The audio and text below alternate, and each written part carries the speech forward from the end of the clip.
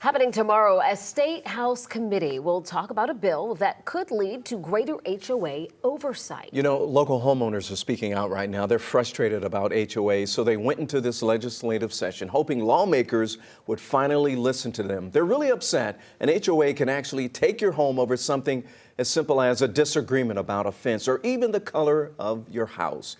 But those legal battles can get really expensive. But how often does that really happen?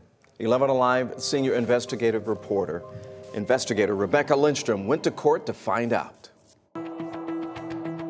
Judicial foreclosure. 2 words that can frighten homeowners. I mean, were you really afraid that they would foreclose or take your house? Yes. A judicial foreclosure is a legal process in Georgia where an HOA can put your house up for sale to collect on as little as $2,000 in debt. Lithonia resident Sonia Earl was told she owed twice that. The legal fees and the violations, $4,290. Earl strongly disputes that number. She has faced violations for trash, parking problems, and her dogs. I asked them to show proof, send me a picture, you're showing my dog running around. I don't get anything. So let's say this month you're fined $50 for planting a tree without permission, and you owe $100 in monthly dues. You dispute the violation and you pay your dues, but the HOA applies part of your payment to the fine, leaving your balance in the red. In April, the HOA adds a late fee and a second warning on that tree. You pay your dues while still disputing the fine, but the HOA applies the payment the same way. Now, this keeps going until June, when you resolve that issue with the board on that tree issue. But because of those late fees, you were still behind, even after paying your dues each month. And so it goes, leaving some homeowners to give up and stop paying altogether. Just feel like someone is just stealing some from you, taking it from you. 11 Alive News Investigates studied every judicial foreclosure case in the past 2 years in DeKalb County to find out how often HOAs were foreclosing.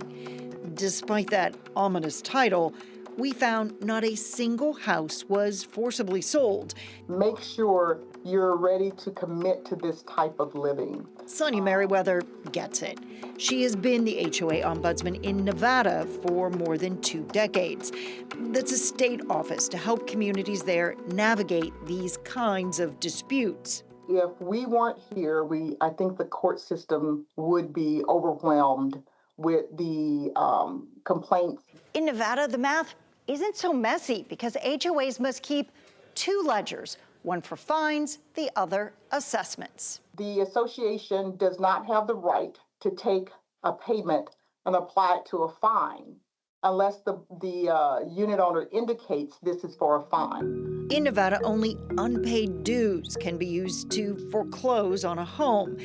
At least 20% of the cases in DeKalb involved $1,000 of debt or more from community violations, such as trash cans improperly stored. So my trash is always in the garage now. We know foreclosures happen. We have covered some of them.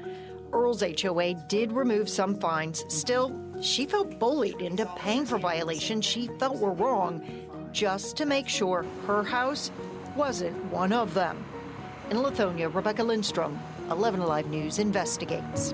All right, so tomorrow's discussion on an HOA bill is a big deal, a really big deal, because in recent years, similar bills did not even make it onto a committee's calendar. So if you want to see a deep dive into those HOA issues, just go to the News tab on the 11 Alive Plus app and look for this story under the 11 Alive News Investigates section. You can download 11 Alive Plus on your TV and watch it for free.